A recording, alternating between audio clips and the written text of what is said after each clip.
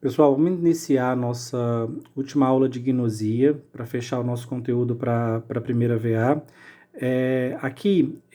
Nessa disciplina, né, até o momento a gente tem discutido as plantas como um patrimônio.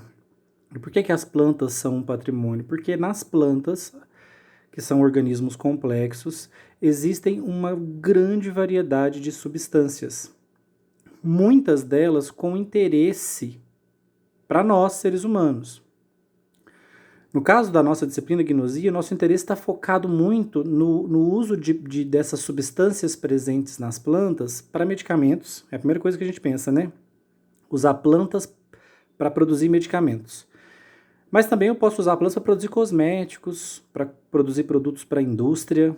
Então, a produção de novos medicamentos, de novos cosméticos, de produtos, né, para a indústria alimentícia, como corantes, como conservantes. Isso motiva os estudos da disciplina de farmacognosia. Então, a gnosia está nos orientando a como fazer dessa planta um medicamento. E no caso, né, de tentar transformar essa planta em um medicamento, eu preciso entender que essa planta é um organismo complexo, ou seja, com muitas e muitas moléculas distintas, frutos do metabolismo primário e secundário dessa planta. Especialmente as moléculas produzidas do metabolismo secundário são de muito interesse para a pesquisa em farmacognosia. Essas moléculas que eu vou pesquisar, eu tenho que entender que quando eu preparo um extrato de uma planta, né, seja a partir da sua folha, das suas flores, do seu fruto, das suas raízes ou da planta como um todo, ali naquela preparação eu estou extraindo uma quantidade, um pool gigantesco de moléculas. Nem todas são de interesse. Algumas podem não ter nenhum interesse farmacológico, outras podem ser tóxicas, extremamente tóxicas, eu não quero elas presentes no meu extrato. E dentre essas inúmeras substâncias, talvez apenas uma seja a minha molécula de interesse. Então, a farmacognosia, ela estuda justamente essa arte de identificar e retirar essa substância de interesse em meio a uma grande quantidade de outras substâncias. Ou, no mínimo, de ser capaz de preparar um extrato dessa planta de uma forma padronizada e que contenham uma ou mais substâncias que essa planta produz e que são úteis para nós, seres humanos, seja como medicamento, como cosmético, como alimento. Quando eu falar como medicamento, é porque o alvo aqui do nosso discurso é produzir medicamentos. Mas sempre que eu falar medicamentos, entendam que eu também posso estar usando esses recursos extraídos dos vegetais para a produção de cosméticos, de alimentos, enfim. Né? Ampliem aí essas possibilidades.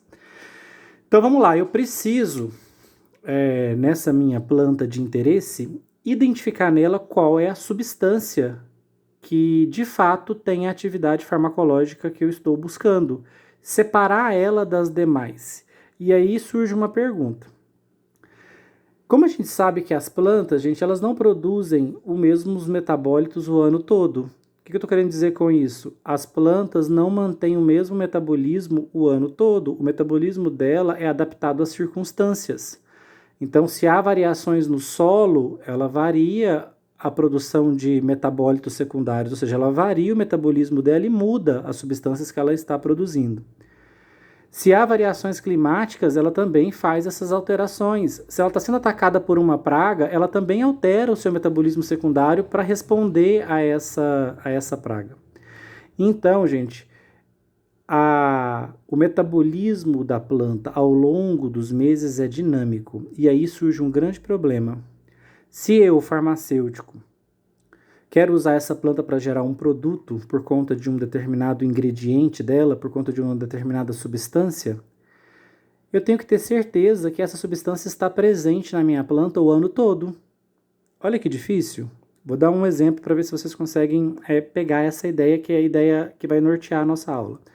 Pensa que você pega uma planta, das folhas dela você extrai um extrato, e esse extrato você vai adicionar a formulação de um shampoo, porque você está testando as propriedades anti-caspa desse extrato. Você adiciona o extrato ao shampoo, faz os testes e confirma que o seu shampoo tem uma propriedade anti-caspa. Então agora você pode, adicionando esse extrato dessa planta ao seu shampoo, você pode colocar, né, depois de todos os testes aprovados pela vigilância sanitária, você vai poder botar no seu shampoo lá, anti-caspa, propriedade anti-caspa. Por que ele é anti-caspa? Certamente porque nesse extrato tem alguma substância que vai agir no tecido do couro cabeludo. Que substância é essa? Será que a planta produz ela o ano todo? Ou será que a planta produz essas substâncias, ou essa substância, ou essas substâncias anti-caspa, apenas no período chuvoso, ou só na seca? Ou só quando ela está sendo atacada por uma praga? Vocês já conseguem deduzir a implicação disso? Porque pensa o seguinte, fui lá e coletei as folhas para fazer meu extrato na estação chuvosa. Fiz o extrato, adicionei na formulação do shampoo e tive excelentes resultados anti-caspa. No período chuvoso. Na seca, eu tento fazer meu shampoo de novo. Vou lá, coleto as folhas, preparo novamente o extrato da mesma forma, adiciono na base do shampoo e cadê a propriedade anti-caspa? Não tem mais. Eu penso, gente, será que eu fiz alguma coisa errada lá nos meus primeiros testes? O que aconteceu? Por que não está mais mostrando propriedades anti-caspa? Claro, podem ter sido problemas metodológicos, mas vamos considerar que a metodologia estava adequada. Qual foi o problema, então, gente? A planta, ou ela parou de produzir, ou ela diminuiu significativamente a produção da chuva para seca daquela substância que tinha propriedade anti-caspa. Concorda comigo que por conta disso fica muito difícil trabalhar com produtos vegetais? Como é que você padroniza a quantidade do princípio ativo que você precisa? Né? Pensa que você tem uma plantação de maconha para extrair princípios ativos agora, né? O delta 9-THC, o tetrahidrocanabidiol, o canabidinol, que são os principais princípios ativos da maconha. Você tem que ter certeza que o extrato que você produz a partir das folhas da maconha tem as mesmas concentrações dos princípios ativos, né, dos canabinoides, ao longo do ano. Você não pode gerar no começo do ano um extrato mais concentrado e no final do ano um extrato menos concentrado. Para a produção de medicamentos eu preciso de padrão. E isso é difícil de se obter com plantas, é um dos grandes desafios de se trabalhar com plantas. Vamos pensar numa rota biosintética. Mas antes disso, eu queria mostrar para vocês que o que nós vamos estudar aqui hoje são alternativas tecnológicas para tentar superar esses desafios. Então eu posso começar a produzir esse meu produto de interesse a partir de plantas cultivadas em laboratório. A planta em si, na sua forma embrionária ainda, de desenvolvimento inicial, que a gente vai chamar de plântula, ou usando células dessa planta, aí eu começo a produzir dentro de laboratório.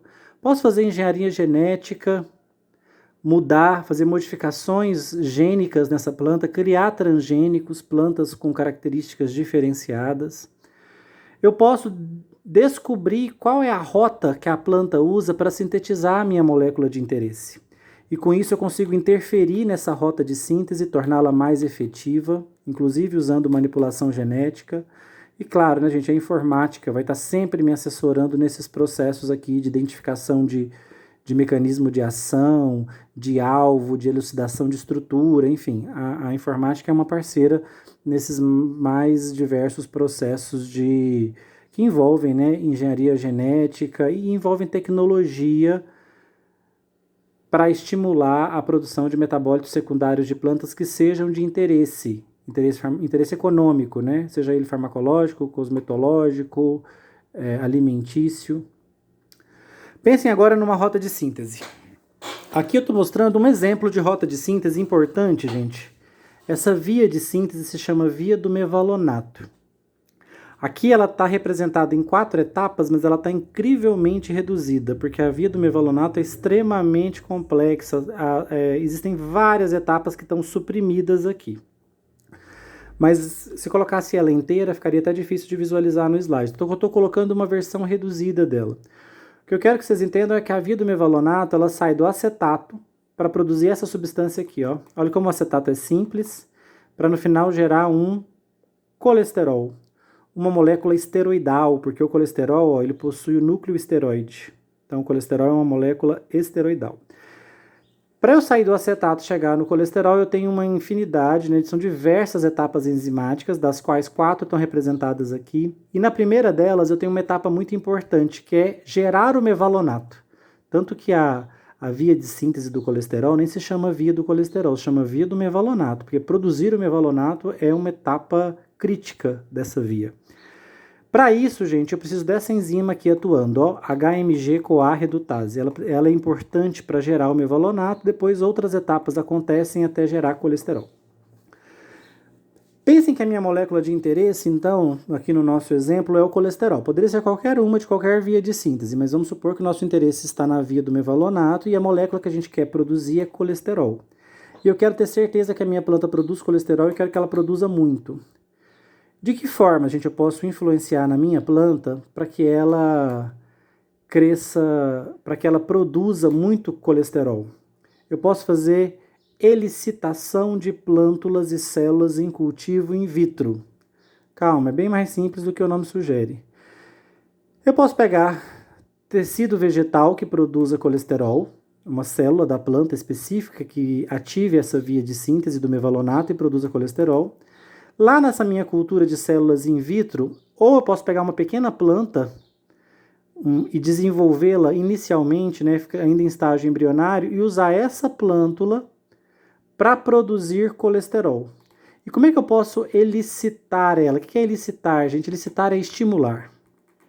Eu posso fazer algumas alterações no ambiente onde essas plântulas estão sendo crescidas em laboratório para otimizar a produção de colesterol, aumentar.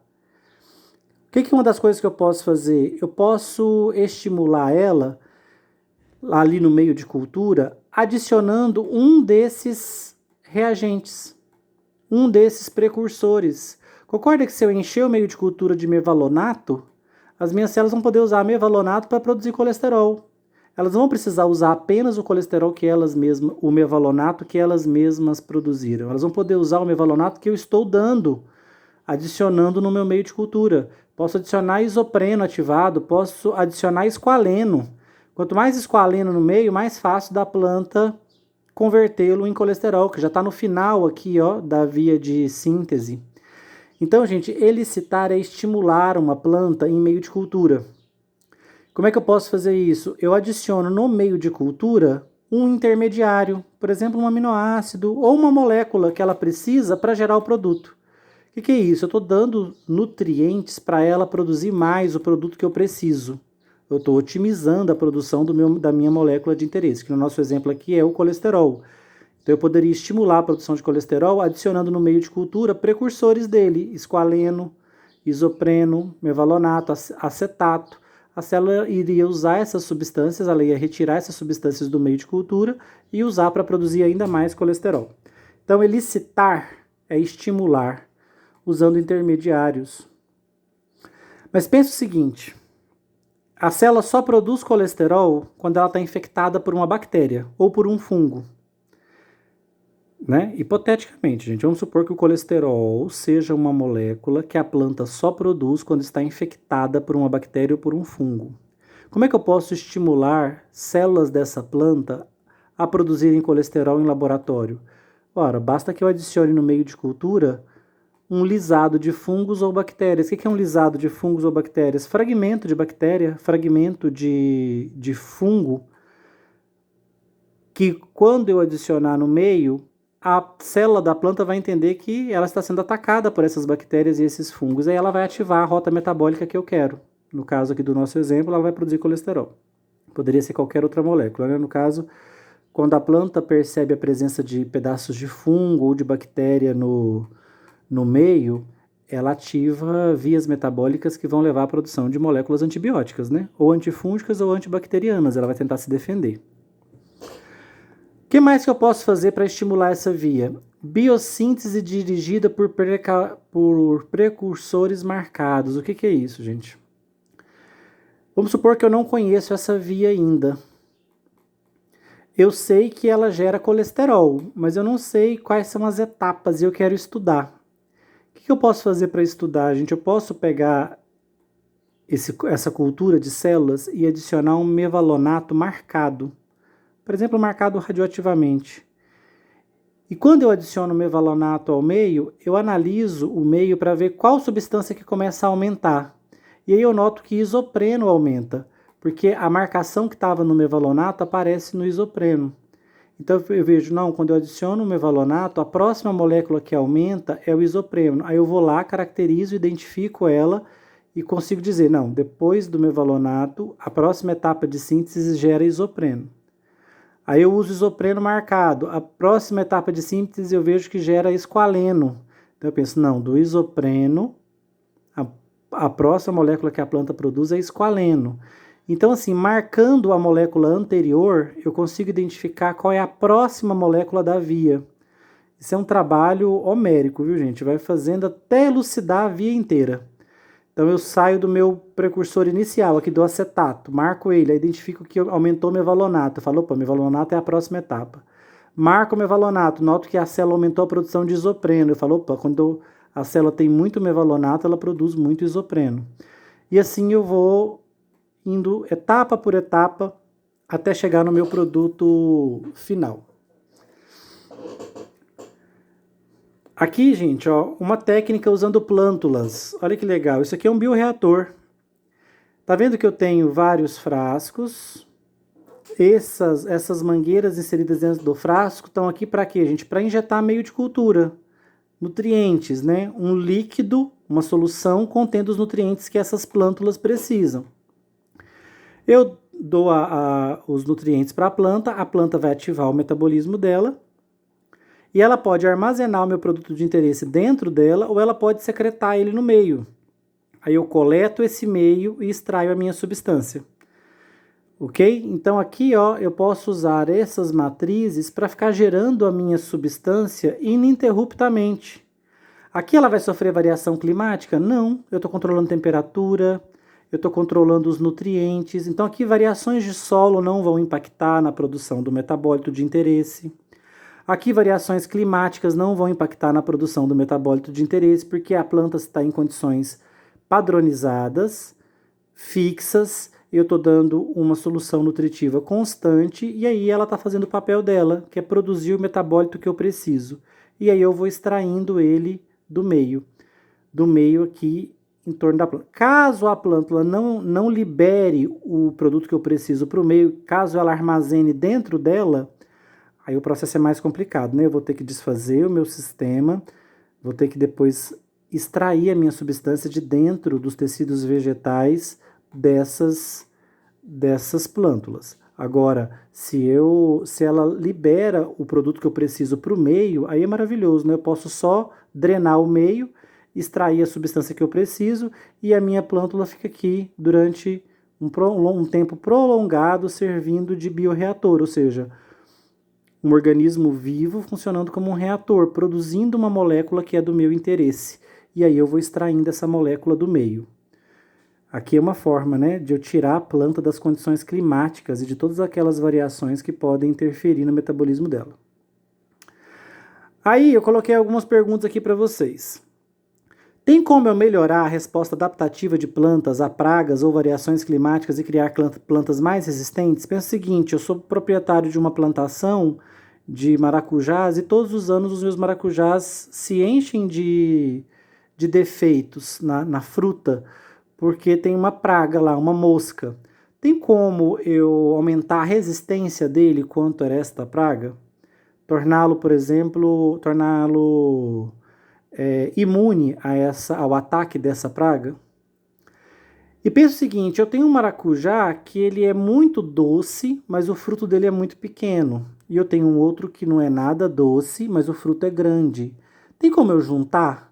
criar um novo tipo de maracujá com as duas características, muito doce e ainda por cima grande. É possível fundir características genéticas de plantas da mesma espécie ou de espécies diferentes numa nova planta? Por fim, eu posso induzir uma via biosintética de um metabólito farmacologicamente ativo? Aqui essa via que nós acabamos de ver do colesterol, será que tem jeito de eu interferir na genética da minha planta para ela ter essa via biosintética de produção do colesterol mais ativa, mais intensificada, produzindo uma quantidade maior de colesterol, ou de qualquer que seja o produto da minha via biosintética que eu quero estimular? Será que isso é possível? Gente, e para isso eu preciso de engenharia genética. Tecnologia, né? A nossa Embrapa no Brasil trabalha bastante com isso. Muitos cientistas no Brasil, né? Boa parte do nosso corpo aí de cientistas na área da agronomia, da veterinária, da biologia, né? Da área da saúde, inclusive acaba na Embrapa, trabalhando com melhoramento genético de plantas. Como é que é isso, gente? Ao fazer melhoramento genético de plantas, eu gero transgênicos. Então, pensa o seguinte, esse slide aqui é muito bacaninha para entender a ideia de genéricos. Eu tenho a soja. A soja tem o material genético dela e tem as suas características, né? É uma oleaginosa, produz um óleo que a gente usa, né, em preparações de alimentos. A prímula possui o DNA da prímula e a prímula tem uma característica. A prímula, no DNA dela, tem um gene que faz com que a prímula seja rica em ômega 3, um óleo essencial. Então a prímula produz grandes quantidades de óleo ômega 3. A soja não. A soja não tem esse gene. O que é transgenia, gente? É eu usar técnicas de engenharia genética para retirar o gene da prímula, que leva à produção de ômega 3, e inseri-lo no DNA da soja. Olha aqui, ó, o gene da prímula, o gene específico, o gene é um segmento do DNA que traduz uma proteína, né? Esse gene eu vou retirá-lo, inserir no DNA da soja. Olha, agora a soja ganhou uma característica que ela não tinha. Agora ela tem um gene que vai levar à transcrição de um RNA mensageiro e depois a tradução de uma proteína que vai promover a produção de ômega 3. Essa minha soja agora transgênica, ela tem características da prímula. Qual característica? A produção de ômega 3. Então agora eu consigo gerar uma soja transgênica que produz ômega 3. Melhorei geneticamente a soja? Melhorei. Dei a ela uma nova característica de interesse, porque os óleos ômega são moléculas de interesse, porque são óleos essenciais, são fundamentais para o nosso organismo. Já se sabe que o ômega 3 ajuda na regulação do lipidograma, então é importante ter ômega 3 no organismo. E aí eu gero esse óleo de soja que já vem naturalmente suplementado com ômega 3. Olha que beleza! Aprimorei meu óleo de soja. Ambientalmente, gente, ecologicamente, existem muitas controvérsias sobre fazer isso. Porque aqui fica parecendo que a única mudança que a gente fez foi adicionar uma característica de produção de ômega 3. Mas existem várias mudanças que eu posso fazer numa planta, por exemplo, para torná-la imune a agrotóxicos ou a agrodefensivos, para torná-la mais resistente aos pesticidas. Essa planta vai talvez suportar uma quantidade maior de pesticidas, o que é perigoso, porque o produtor acaba podendo usar mais pesticida nela. Ou eu posso ter o contrário também, eu posso ter uma planta que foi melhorada geneticamente, agora ela é mais resistente a pragas.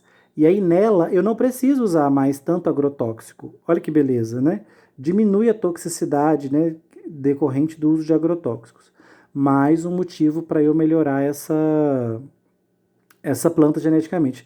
Ecologicamente tem problemas porque quais os impactos que essa planta modificada, concorda que essa planta modificada geneticamente é um novo indivíduo? Né? Ela mudou geneticamente, ela mutou. Quais os impactos dela no ambiente? São difíceis de prever. Por isso, muitas vezes, os ambientalistas criticam o uso dos transgênicos. E qual é o impacto dos transgênicos na nossa saúde? Será que essa soja modificada ela só vem enriquecida com ômega 3 mesmo? Ou será que essa soja diferente está produzindo outras substâncias? Ela mudou as suas rotas metabólicas de alguma forma e pode prejudicar a minha saúde? Então, existem questões por detrás dos transgênicos. Tá? Quando a gente olha só a tecnologia, eu imagino que na primeira parte, quando eu expliquei a tecnologia, vocês devem ter ficado encantados, né? Do tipo, que máximo, que show! Mas cuidado, né? Tudo tem um mas nessa vida. Então, tem esse mas ecológico, que a gente não sabe os impactos dessa planta modificada para o ambiente, e tem esse mas aí da saúde humana, que a gente não sabe os impactos dessas mudanças nessa planta para a saúde de quem consome ela. Não só os seres humanos, né? Mas também até os animais que podem fazer uso dessa planta, que daí podem ser prejudicados, e isso pode gerar um impacto ecológico. Identifiquei meu produto de interesse. E agora? Como é que eu faço desse produto de interesse um medicamento? Gente, pensa o seguinte, você pega uma planta e nela você identifica uma substância antidepressiva. Olha que beleza, achei uma substância capaz de tratar a depressão presente nas flores de uma planta. Vamos botar esse exemplo? Flores de uma planta. Eu identifiquei que quando eu faço um extrato dessa folha, eu tenho e tomo, né? Por exemplo, faço um chá dessa folha e tomo, ele tem propriedades antidepressivas. Gente, eu posso fazer uma formulação galênica e começar a usar. O que é uma formulação galênica, gente? É uma preparação simples, é uma extração simples que eu posso fazer, inclusive, artesanalmente em casa. Posso amassar as folhas, posso fazer um chá, posso fazer uma solução hidroalcoólica e tentar extrair substâncias dessa folha e ingerir esse líquido que eu extraí de uma formulação galênica, bem simples. Isso aqui ainda não é um medicamento, porque não é tecnicamente elaborado, né? Para ser tecnicamente elaborado, ele vai ter que virar um fitoterápico. O que é um fitoterápico? Aí o fitoterápico já é diferente. Eu posso ter pegado essas flores, que tem a minha substância antidepressiva. Eu posso secar e gerar um pó padronizado, pôr esse pó numa cápsula e ingerir essa cápsula. Opa, agora já tem um fitoterápico, já é medicamento, já tem tecnologia. Ou eu posso pegar esse pó dessa planta, ou a planta em pedaços, né, dessecados, e gerar um outro tipo de forma farmacêutica, não necessariamente uma cápsula.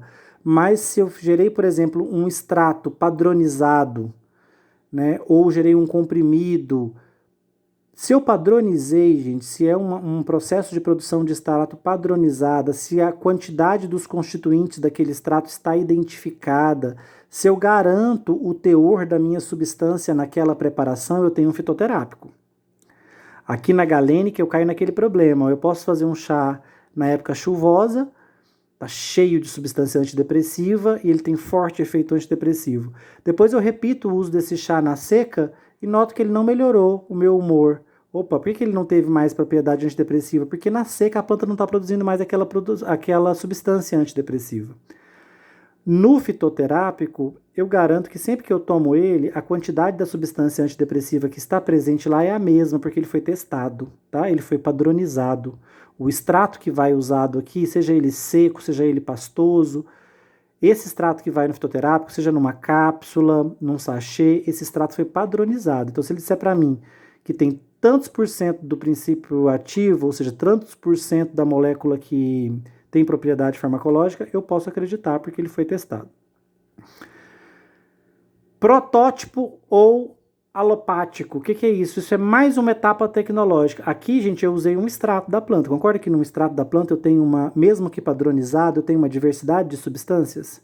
Nessa diversidade de substância vai ter a minha substância de interesse. Então pensa o seguinte, se você faz um chá da maconha e ingere o chá, você pode ali estar ingerindo canabinoides, que são moléculas presentes na maconha com propriedades analgésicas.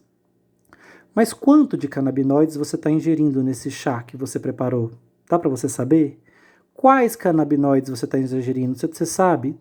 Numa formulação galênica, não. Num fitoterápico, à base de maconha, à base de um extrato padronizado da maconha, você sabe exatamente quanto você está ingerindo ali, quantos % daquele extrato é constituído do canabinoide do seu interesse. Por exemplo, quantos % daquele extrato é THC? 1%, 2%, você sabe, você tem uma noção de dose, de quantidade. Aqui na formulação galênica, não. Você pode tomar o extrato de maconha, o chá da maconha em um determinado momento, rico em THC.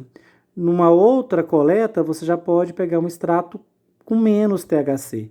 Aqui no fitoterápico, esse extrato está padronizado. Então, a quantidade de THC que você vai ingerir quando toma uma cápsula contendo um extrato padronizado de maconha, a quantidade de THC é sempre a mesma, tá? Ele foi padronizado. Mas vamos supor que você não quer um extrato, porque extrato contém várias substâncias. Você não quer um fitoterápico. Você quer apenas o THC. Você quer gerar um medicamento à base do delta-9 tetraidrocannabinol. Como é que você vai fazer isso? Você tem que pegar desse extrato e extrair e purificar somente o delta-9 THC e gerar um medicamento alopático isolado, contendo apenas o THC. Opa, aqui já tem muito mais tecnologia, né? Porque aqui, ó, da galênica para o fitoterápico, eu tive que padronizar o extrato para poder garantir a quantidade do meu constituinte de interesse, ou seja, do meu metabólito ativo, da minha molécula com propriedade farmacológica. Só que aqui ela é uma, que eu estou garantindo a quantidade, mas misturada a várias outras que estão presentes no extrato, que eu nem preciso garantir a quantidade porque não são de interesse. No meu extrato padronizado, eu só garanto a quantidade da minha molécula de interesse. Mas tem várias outras presentes? Várias outras. Em qual quantidade? Não sei. Eu só me preocupo em fazer aqui a dosagem da minha molécula de interesse. Quando eu gero um alopático, um medicamento já industrializado, né, e purificado, eu peguei desse extrato, extraí apenas o meu princípio ativo, concentrei ele, misturei com excipientes e gerei uma forma farmacêutica. Então aqui eu posso ter um comprimido, um creme, posso ter uma cápsula, tá? Mas aqui contendo apenas a minha molécula de interesse. Ok? O que é um protótipo, gente? Às vezes, nesse processo todo, eu vou extrair uma molécula que ela não vai de fato ser o meu medicamento, ela vai ser a base, a estrutura química dela é a base para eu ir para laboratório e gerar toda uma classe de fármacos. Então eu digo que ela é um protótipo. Né? Então pensa o seguinte, ó, eu faço um extrato da folha da coca. Vou lá, pego a folha da coca, amasso, gero um extrato, uma pasta. Mas eu não padronizo não, eu tenho uma formulação galênica. E aí essa formulação galênica, se eu passar em cima de uma ferida, ela anestesia a minha ferida, porque tem cocaína. Eu posso pegar as folhas da coca, posso pegar esse extrato e padronizar ele.